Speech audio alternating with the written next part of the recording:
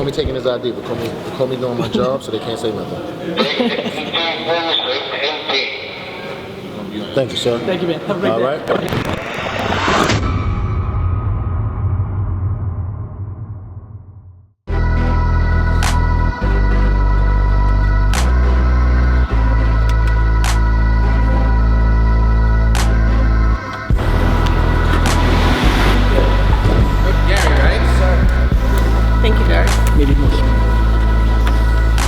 Nice to meet you, Gary.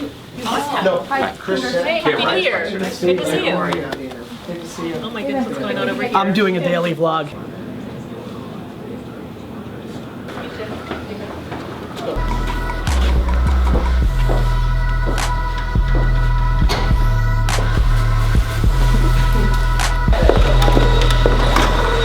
Our Suburban T6.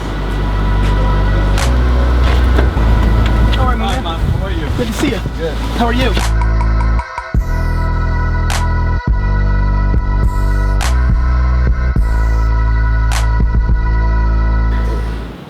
Is lights, camera, action? Come on, let's go. Ask me anything. Ask me anything. What's your name? What's your job? The Jets. Yes, man, my man. Call me taking his ID, but call me doing my job, so they can't say nothing. Thank you, sir. Thank you, man. Have a great day. All right. Yep, I'm taking his too, making sure we all safe. There you go. All right. Have a good day. You too. How are you? Oh, let me do my life. Jacket. I'm David. Oh, the chat. I'm Gary Vaynerchuk. These are my partners in something called Vayner Capital. Okay, Vaynerchuk. We invested in the last round. Gotcha. Okay. I also run a 600-person digital social shop. Gotcha. Yeah. Cheers. We're just like. How long have you been a fan? I've been a fan since probably the age of 10 when I converted from a Giants fan. Tremendous move. What year is that? 92? Yeah. Pre-Kotite? I don't even know where that is. Those are shit years. Oh, awful. Awesome, Yeah. man. Real pleasure. Pleasure to meet Stay you. well. Yeah, take care.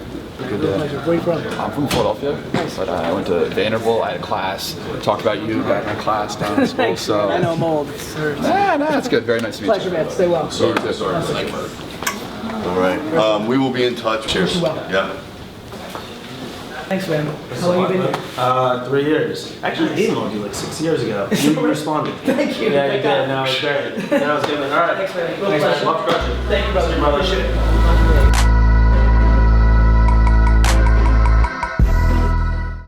Yeah. And a lot of the people I know. And the I don't want you to fall. It's like my good luck charm, actually. I never tie my shoe. Like I will never tie my shoe. Have if you it's ever tripped and fell?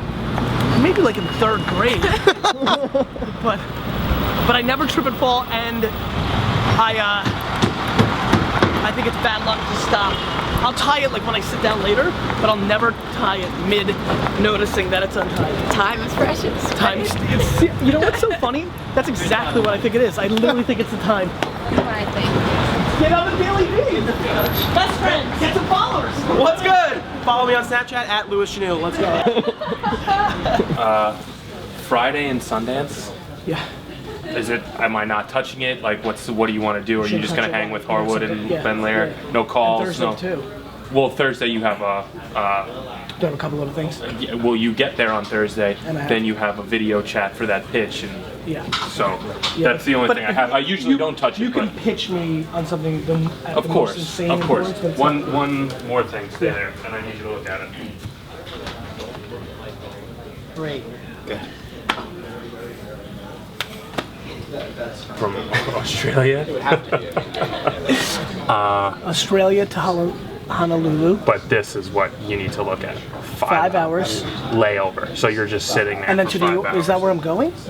To New York now? As of right now. Why? Or you go to South Africa, or you go to, like, it's completely up in the air, you know what I mean? Yeah. Okay. Well, I'll do the 5 hour layover. Okay, But the next are we doing day- South Africa? We just need to figure out a date. Well, it has to be that date. You think from Australia? Oh, we got the second Australia trip in April. In May. In May, we have a second Australia Yeah. trip. Right. So actually, you know what? Do that. Get me home. Okay. Because, I mean, this... What can I do in a 5 hour layover in Hawaii? A lot. Well, there's also a 9 hour. Dude, like, you're not supposed to be talking in these things. You just broke the wall. I'm weirded out. I know. Interesting. About today, The day? recording. I think we're gonna have to get another day. Gary? Maybe 2. So nice to meet you. Kelsey Humphreys, this is my husband, Chris. I dragged him along. I know I have a hard stop, so let's go fast. Yeah, I apologize, got it. I started a few minutes late. You started selling and having success in sales as a kid. So, I mean, lemonade As like an stands, infant. right? Yeah, like was that like really young, right? Like now, like my daughter's 6 now. She's in 1st grade. I was already really selling. wow? And so when I look at her and her classmates, I'm like, man, I was a weird kid. They're gonna give us 10% of revenue, ticket sales, to put towards books afterwards. In above. In addition to the 4,000. Fantastic. Just trying to build one big event rather than like 2.5 or 3. Okay. Alex, how's business? Booming. I'm not saying it again. Take the audio. What are you doing, Mike? My job. I understand.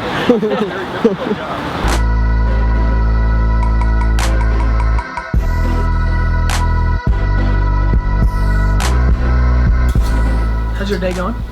Good. I just got out, got, walking in the nice weather. It Yeah. was nice today. Yeah, is it spring?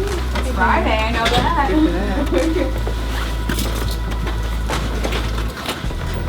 Hey there. Hey. How are you, sir? Good to see you. Okay, good. How long can we go till today? What was I said? 7. Great, so that's a good time. That's good. We should be able to do some damage. What up, Facebook? D-Rock, I know you love perfect lighting, but eat it. We're going this way, old school. Wine Library TV, 2007 style. So just want to add a little color to this episode about the audiobook itself. Opportunity for me to like create some clarity on what exactly I'm doing. Really excited about not just creating a book that, is a replica of the questions and answers from the show, especially because even before caring about other audiences or new audiences, I want to deliver for my core audience, the people that support me, the people that I bring free value to every day. I'm gonna go in. And I'm going to say yes. Good, let's do that. And again, just before you do, just to remind you what we're doing. When the chapter begins, you do the reading of Yep. sort of the introductory material. Yep. When the questions pop up, you're thinking, review the answers. you review the answers, so in fact we get as much out of the book as you're Yeah, comfortable you're giving big us. concerned. Like the what we ended with yesterday was really good. Yes. The only vulnerability is possibly just leaving out a little oomph to make it as deep as possible. Right, and it's that, what I want you, Yep. quick and I'll- look, and then yep, you answer it yep. as if it's an I think interview with the quick question. look, it helped me make it a little beefier than where I was That's going. really yeah. that's what I want. In the early 4th quarter, Right. towards the tail end, I think I was leaving a little off. When you made that comment, I think Right. that we finished off strong. Good. You agree? Yes. Yes. Awesome. Thanks, guys. Thank you. The real play here was a lot of new questions categorizing themes that have happened over the 175 episodes. Ironically, there's almost 3 answers to every question that's come through down the pipe. There was the answer I gave on the show. There's the answer that I was able to dramatically expand on or tweak or even update in the book. And now that I'm recording the audiobook, I'm kind of freestyling on top of that. So it might be fun for people in the future to ask me to create clarity on 3 different answers, though I have a funny feeling that may be one question through the whole book, because the fact of the matter is thematically and even in detail they should all match up. And so very, very excited about it. Excited about the continuation of dramatic content value execution. I'd like to switch your mindset. I'd like you to think about a supermarket, right? So supermarkets, if you think about how they're laid out, they have the essentials on the opposite sides, right? They try to make you go as far as possible to milk, because almost everybody coming in there is gonna buy milk. Now, they don't block it. They may make it kind of inconvenient. And so I would say there's a very fine line on a website from a UI, UX, the layout of your site.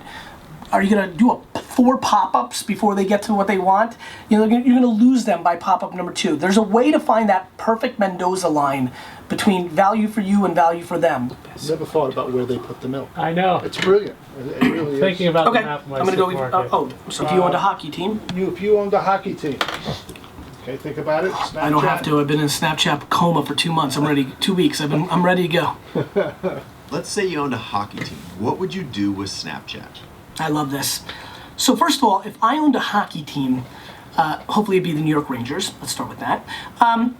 I would understand that what Snapchat offers me right now, this recording, early 2016, is enormous opportunity to win the heart and minds of 13 to 30-year-olds in America and really shape the minds of 13 to 18-year-olds.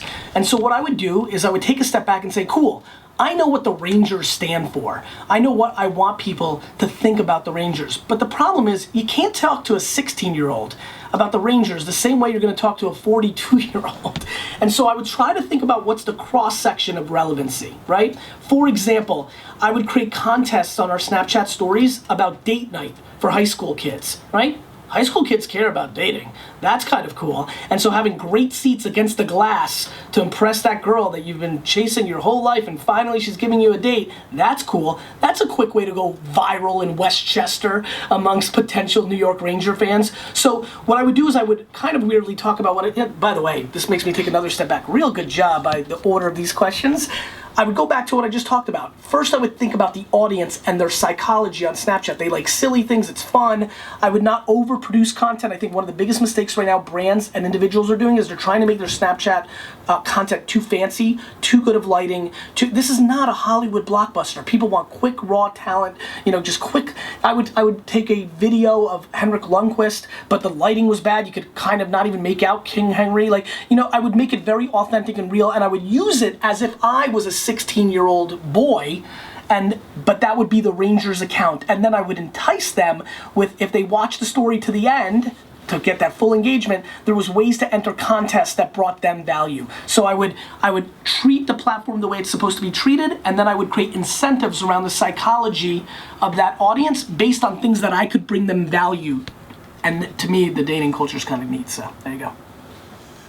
Honestly, I just can't wait to get the stories in a year or two from everybody that read AskGaryVee and had success from it. Very honestly, it just reminds me a lot more of Crush It than anything else. In a weird way, AskGaryVee is really a Crush It 2.0, a real, kind of blueprint of how to do it through the questions and answers. And so I'm kind of getting impatient. I'm kind of getting antsy waiting for 2018, 2019 that's, titled Your Book Changed My Game.